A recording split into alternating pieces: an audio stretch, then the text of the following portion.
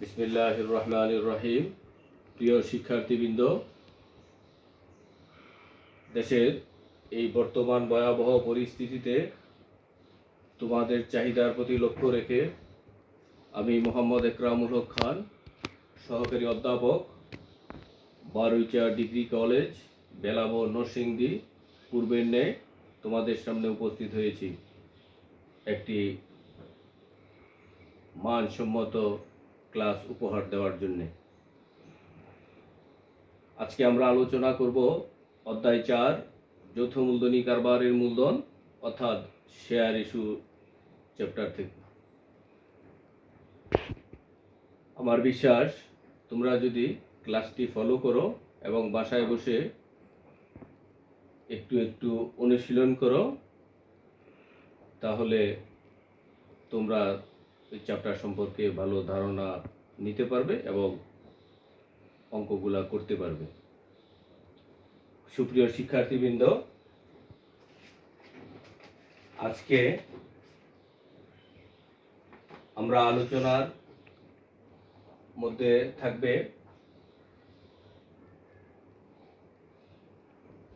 Share issue বা বিলীকরণ এর তিনটি পদ্ধতি।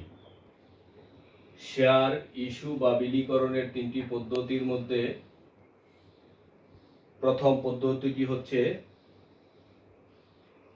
সমহারে শেয়ার ইস্যুকরণ।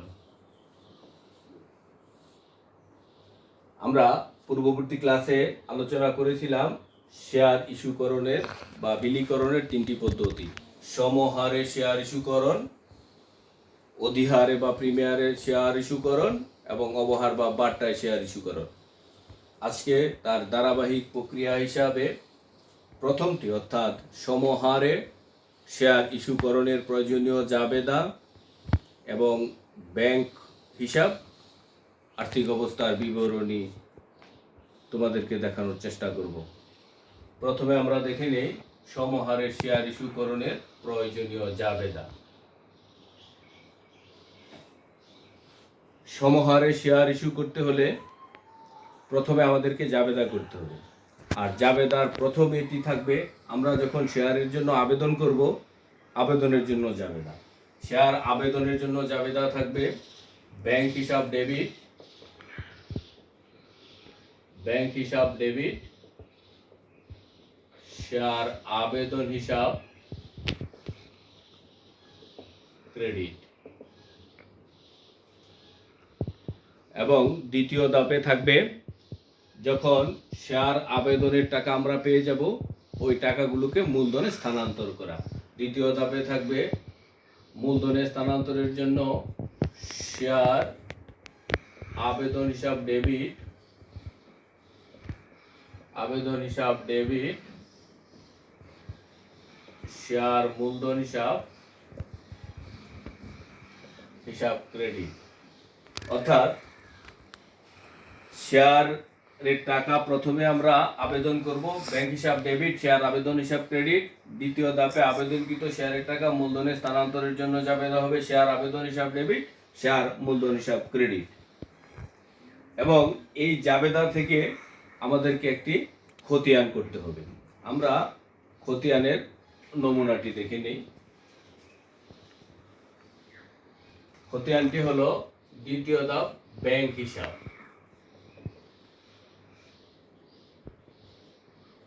ব্যাংক হিসাব, ব্যাংক হিসাবের মধ্যে আমরা পূর্বের মতো একটি খতিয়ান করে নিব।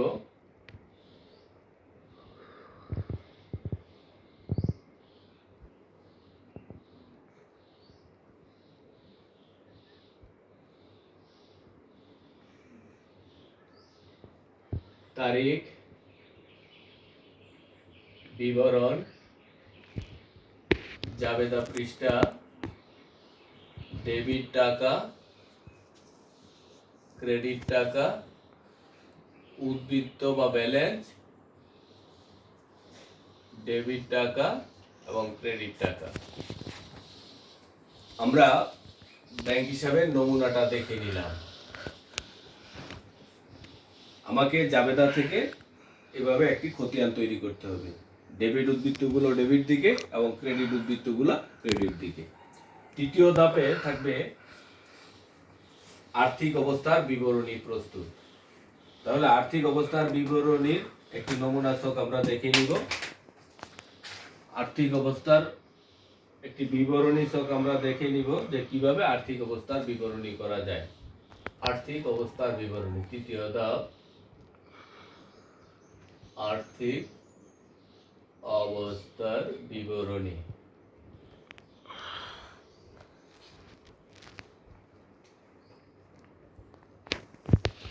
কোম্পানির নাম থাকবে আর্থিক অবস্থার বিবরণী।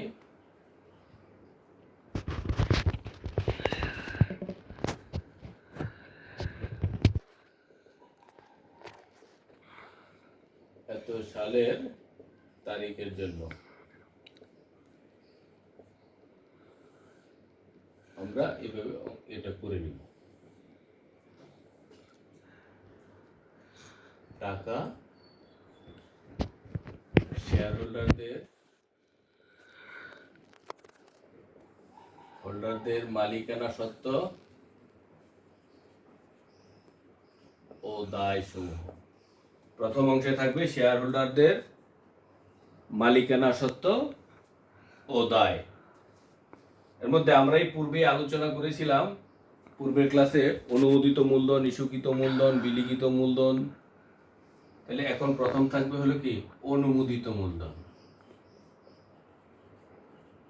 অনুমোদিত মূলধন প্রতিটি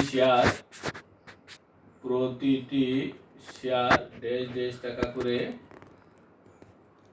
ড্যাশ ড্যাশ শেয়ার, অর্থাৎ আমি যত টাকার প্রতি শেয়ারের মূল্য, যতগুলা শেয়ার নিয়ে নিবন্ধিত হব ওই পরিমাণ টাকাটা আমাকে লিখতে হবে। দ্বিতীয় ধাপে হচ্ছে ইস্যুকৃত শেয়ার। ইস্যুকৃত শেয়ার প্রতিটি ড্যাশ ড্যাশ শেয়ার, প্রতিটি ড্যাশ ড্যাশ মূল্যে ড্যাশ ড্যাশ শেয়ারের টাকা, ঠিক একই প্রক্রিয়ায়। তৃতীয় ধাপে থাকবে বিলিখিত মূলধন, ইস্যুকৃত মূলধন। তৃতীয় ধাপে থাকবে বিলিখিত মূলধন প্রতিটি dash dash share dash dash টাকায়। চতুর্থ ধাপে থাকবে আদায়কৃত বা পরিশোধিত। আদায়কৃত অবলিক পরিশোধিত।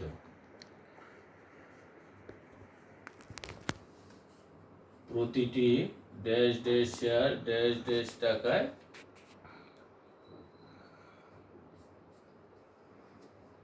আমরা সমহারে শেয়ার ইস্যুকরণের জন্য প্রয়োজনীয় জাবেদা দেখে নিলাম, ব্যাংক খতিয়ান কিভাবে করা যায় এটাও দেখে নিলাম, এবং আর্থিক অবস্থার বিবরণীটা কিভাবে তৈরি করা যায় তার প্রথম ধাপ মালিকানা সত্ত্ব দেখলাম। এবং এর দ্বিতীয়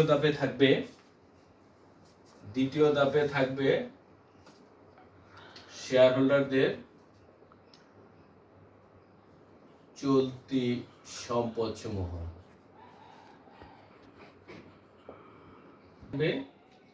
শেয়ার হোল্ডারদের চলতি সম্পদ সমূহ। চলতি সম্পদ সমূহের মধ্যে আমরা পেয়ে গেছি অলরেডি ব্যাংক জমার উদ্বৃত্ত।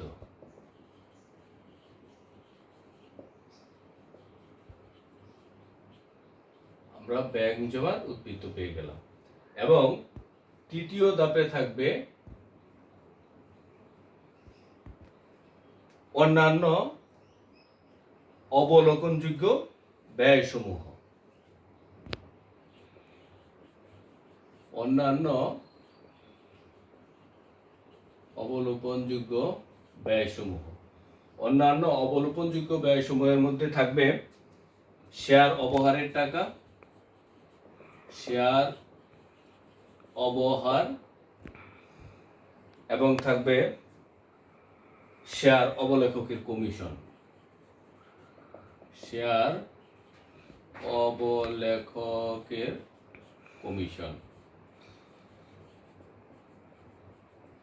তাহলে আমরা দেখব যে শেয়ার হোল্ডারদের দায় ও মালিকানা সত্ত্ব এবং সম্পদের পরিমাণ উভয় পক্ষে সম্পদ এবং দায় দুই দিকেই সমান হয়ে যাবে। এক্ষেত্রে আমরা একটি উদাহরণের মাধ্যমে অঙ্কটি করে নেই। আমরা একটু উদাহরণের মাধ্যমে অঙ্কটি করে নেই, দেখি। এবিসি কোম্পানি লিমিটেড প্রতিটি 10 টাকা মূল্যের 1 লক্ষ শেয়ারে বিভক্ত 10 লক্ষ টাকা অনুমোদিত মূলধনে নিবন্ধিত হয়। কোম্পানি 70,000 শেয়ার বিক্রয়ের জন্য পত্রিকায় বিজ্ঞাপন প্রকাশ করেন। কোম্পানির মোট 70,000 শেয়ার এর আবেদন পেল এবং 70,000 শেয়ারের টাকাই যথারীতি আবেদনকারীদের মধ্যে বন্টন করা হলো। এখন প্রশ্ন থাকবে যে উক্ত আলোচনার আঙ্গিকে প্রয়োজনীয় উপরোক্ত উদ্দীপক থেকে কি করব, আমরা প্রয়োজনীয় জাবেদা দাখিলা দেখাবো, ব্যাংক হিসাব কিভাবে প্রস্তুত করতে হয় সেটা দেখব, এবং আর্থিক অবস্থার বিবরণী কিভাবে প্রস্তুত করা যায় সেটা আমরা দেখব। প্রথমে আমরা কয়ে যাব প্রয়োজনীয় জাবেদা দাখিলা দেওয়া। তাহলে উক্ত উদ্দীপক থেকে আমরা প্রথমে শেয়ার আবেদনের জন্য জাবেদা করব কি, ব্যাংক হিসাব ডেবিট, ব্যাংক হিসাব ডেবিট, শেয়ার আবেদন হিসাব, ব্যাংক হিসাব ডেবিট, শেয়ার আবেদন হিসাব ক্রেডিট। তাহলে আবেদন পেলাম আমরা কত, প্রতিটি 10 টাকা করে 70,000 শেয়ার 7 লক্ষ টাকা।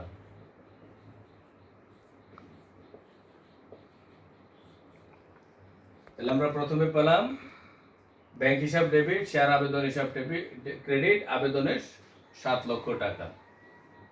দ্বিতীয় জাবেদাটি থাকবে সে আবেদনকৃত শেয়ারের টাকাটা শেয়ার মূলধনে স্থানান্তর। শেয়ার আবেদন ডেবিট,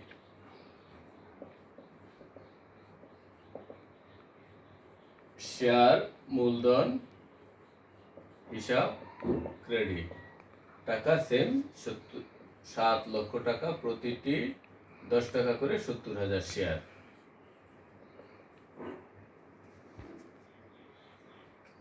তাহলে আমরা প্রথমে উদ্দীপক থেকে জাবেদাটি করে নিলাম। শেয়ার আবেদনের জন্য ব্যাংক হিসাব ডেবিট, শেয়ার আবেদন হিসাব ক্রেডিট, এবং আবেদনকৃত টাকা মূলধনে স্থানান্তরের জন্য শেয়ার আবেদন হিসাব ডেবিট, শেয়ার মূলধন হিসাব ক্রেডিট। এখন আমরা দ্বিতীয় ধাপে করব ব্যাংক খতিয়ান, ব্যাংক হিসাব।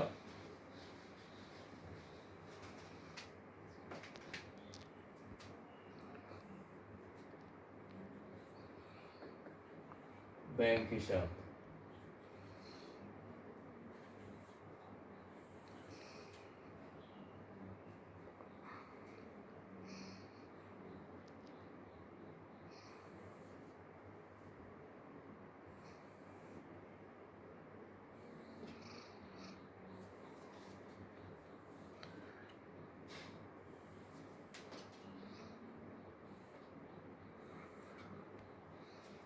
তারিখ, বিবরণ, জাবেদা পৃষ্ঠা,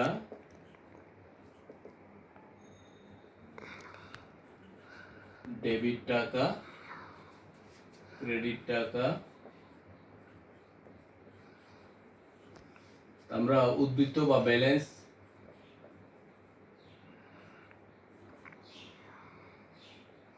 ডেবিট টাকা, ক্রেডিট টাকা।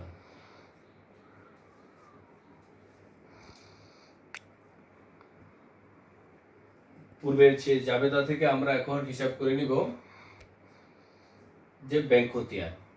তাহলে প্রথম জাবেদায় আবেদনের টাকা পাওয়া গেলে আমরা যেহেতু ব্যাংক খতিয়ান করব, তার উল্টো দিকে আছে ব্যাংক হিসাব ডেবিট, শেয়ার আবেদন হিসাব ক্রেডিট। তাহলে আমরা তার উল্টো নামটা কি লিখবো, শেয়ার আবেদন হিসাব, টাকা হচ্ছে 7 লক্ষ, ডেবিট টাকা, এবং ডেবিট ব্যালেন্সই থাকবে 7 লক্ষ টাকা। যেহেতু অন্যান্য আর কোনো এন্ট্রি নেই, তাই আমরা ওই ব্যাংক হিসাবে ওই ডেবিট উদ্বৃত্তটা 7 লক্ষ টাকা আমরা ধরে নিলাম। তৃতীয় ধাপে থাকবে আর্থিক অবস্থার বিবরণী প্রস্তুত।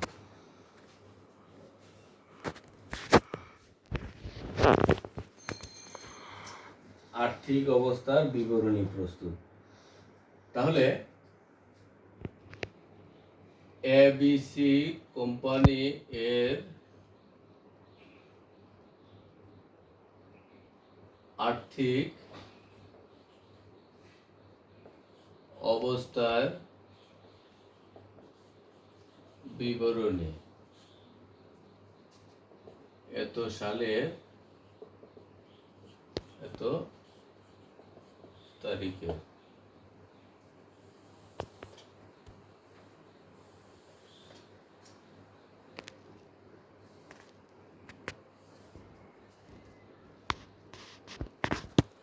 শেয়ার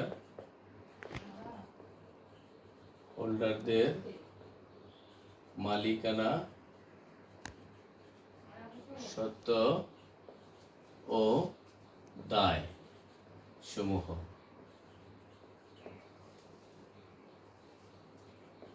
টাকা টাকা।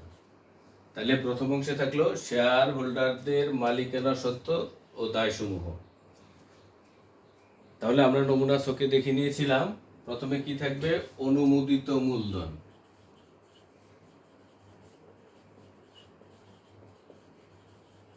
মূলধন প্রতিটি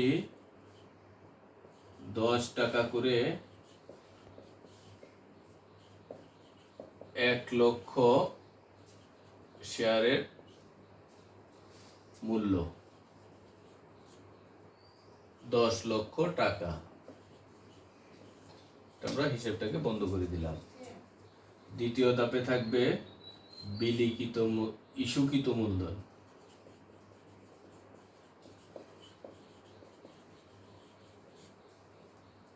উক্ত উদ্দীপকে বলা হয়েছে যে 1 লক্ষ টাকা অনুমোদিত মূলধনের মধ্যে 70,000 শেয়ার জনগণের নিকট বিক্রয়ের উদ্দেশ্যে বিজ্ঞাপন প্রচার করে। তার মানে ইস্যুকৃত মূলধন হচ্ছে 70,000 শেয়ার। প্রতিটি 10 টাকা করে 70,000 শেয়ারের টাকা, তাহলে 7 লক্ষ টাকা।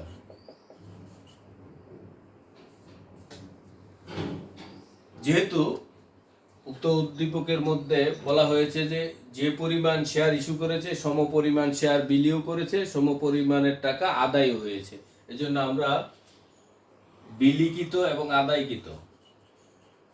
বিলিখিত ও আদায়কৃত মূলধন বা পরিশোধিত মূলধন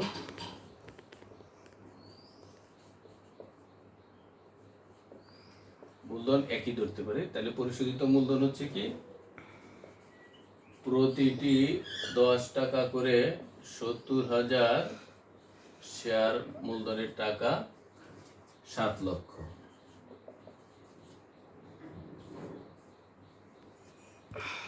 আর দ্বিতীয় ধাপে থাকলো চলতি সম্পদ সমূহ।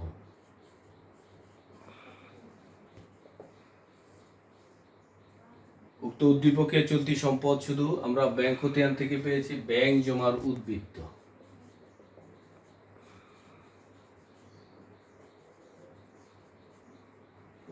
পেয়েছি 7 লক্ষ টাকা। অর্থাৎ আমার যে পরিমাণ মালিকানা সত্ত্ব দায় ছিল সম পরিমাণ টাকা আমার সম্পদও আছে। সুপ্রিয় শিক্ষার্থীবৃন্দ, আজ আমরা দেখে নিলাম কিভাবে সমহারে শেয়ার ইস্যুকরণ করতে হয়। আমরা উক্ত ক্লাস থেকে জেনে নিলাম সমহারে শেয়ার ইস্যু করতে হলে প্রথমে দুটো জাবেদা করতে হয়। শেয়ার আবেদনের জন্য জাবেদা ব্যাংক হিসাব ডেবিট, শেয়ার আবেদন হিসাব ক্রেডিট, এবং আবেদনকৃত টাকা শেয়ার মূলধনে স্থানান্তরের জন্য শেয়ার আবেদন হিসাব ডেবিট, শেয়ার মূলধন হিসাব ক্রেডিট। এবং তৃতীয় ধাপে আমরা একটা ব্যাংক খতিয়ান করে নিলাম, এবং চতুর্থ ধাপে ব্যাংক সমন্বয় বিবরণ। প্রিয় শিক্ষার্থীবৃন্দ, তাহলে আমরা আজকে জেনে নিলাম যে কিভাবে সমহারে শেয়ার ইস্যুকরণ করা যায়, কিভাবে ব্যাংক খতিয়ান করা যায়, এবং আর্থিক অবস্থার বিবরণী প্রস্তুত করা যায়। তোমরা সবাই স্ব অবস্থানে থেকে স্বাস্থ্যবিধি মেনে সবাই ভালো থাকবে, সুস্থ থাকবে, এই আশাবাদ ব্যক্ত করে আমি আমার ক্লাসের সমাপ্তি ঘোষণা করলাম। আসসালামু আলাইকুম ওয়া রাহমাতুল্লাহি ওয়া বারাকাতুহু।